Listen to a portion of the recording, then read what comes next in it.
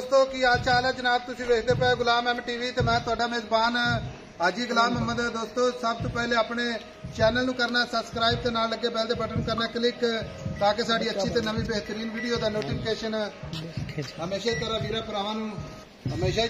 भरावां नूं मिलता रहे। सब तो पहले अज अल्लाह दे फजलो करम नाल एक पहलन झोटी सूई सवाई जनाब किन्ने दिन हो गए ने, किन्ना मालक मुल करदा वो अगे चल के सारियां गल्लां मालक तो सांझियां लवांगे। माशाअल्लाह झोटी पूरी जनाब कच दा खड़ौना अल्लाह दे फजलो करम नाल सोहना थण माशाअल्लाह पूरी मुठ दा पूरी लोकेशन ते थण।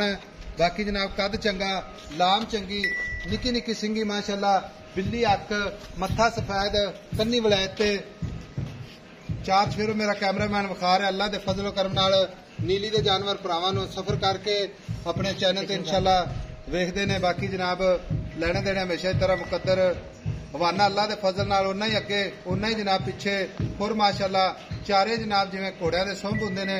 मझ पूरी बरीक माशाअल्लाह झोटी माशाअल्लाह बड़ी खूबसूरत माशाअल्लाह मत्था सफेद है निकी निकी सिंगी माशाअल्लाह मगर कट्टा। बाकी जनाब मालिक तो सारियां गल्लां सांझियां लैने।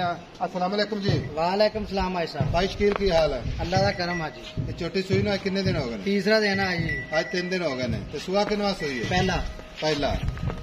पहला सुआ सुई तो सुई नु आज 3 दिन हो गए। खाना भाई शकील है सुई खड़ी छोटी है थाने में कोई छट्टा खुआरा वादा घाटा पूरी गारंटी अपनी इंशाल्लाह ऐसा पूरियां गारंटियां अल्लाह दे हुक्म। ठीक हो गया ते मगर कट्टा भाई शकील हाजिर वक्त जेड़ा बौड़ा करदी पई ना क्योंकि सजरी मझ हर बंदे नूं पता है खरीदने वाले नूं भी ऐसा जो 8-10 दिन पैने ना इन्हें कोसी भी चड्डे ते करनी ते पेशाब भी हुण भी माशाल्लाह चड्डे दी करदी। अच्छा हुण हाजिर वक्त बौड़ा 10 कितना है? 10-11 किलो दिंदी पई। 10-11 किलो है। हां बच्चे छाड़ अच्छा दे अल्लाह खार करे दूध ते मां कितना दूध करेगी? अल्लाह दे हुक्म नाल 14-15 लीटर पहले नहीं करूगी इंशाल्लाह। चंगी मां दी धी है ना। अच्छा नस्ल चंगी है। हां नस्ल चंगी। हुण भाई मुश्किल आपे बेचनी है ठीक है ते मुल करना ही बेचने वाला। हाजी साहब कोई डिमांडा नहीं कोई कुछ नहीं कोई प्यार मोहब्बत नाल गल करदे सोहनी जी सुना।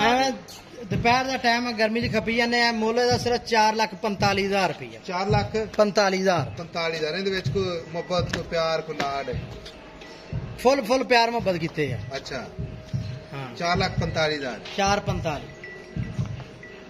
कोई भरा सफर करके आवे तेरे को चाहत लैके आवे तो मोहब्बत प्यार करना ही कर लांगे इत्थे पक्का ही रवे। नहीं मैं खोल गया ठीक हो गया। लो जी मगर कट्टा 4,45,000 पहला सुबह सुई है 10-11 किलो हाजिर टाइम हाजिर वक्त बौड़ा करती पई है। बाकी जनाब मजीद अल्लाह के फजल नाल दुध ते आवेगी नस्ल जात अल्लाह के फजल नाल पूरी है लाजवाब। बाकी जनाब नंबर अपना 0348 067 8468 अपना यही जनाब कॉल नंबर है। यही अपना जनाब व्हाट्सएप नंबर है। टुरती फिरती कैमरे नजर है।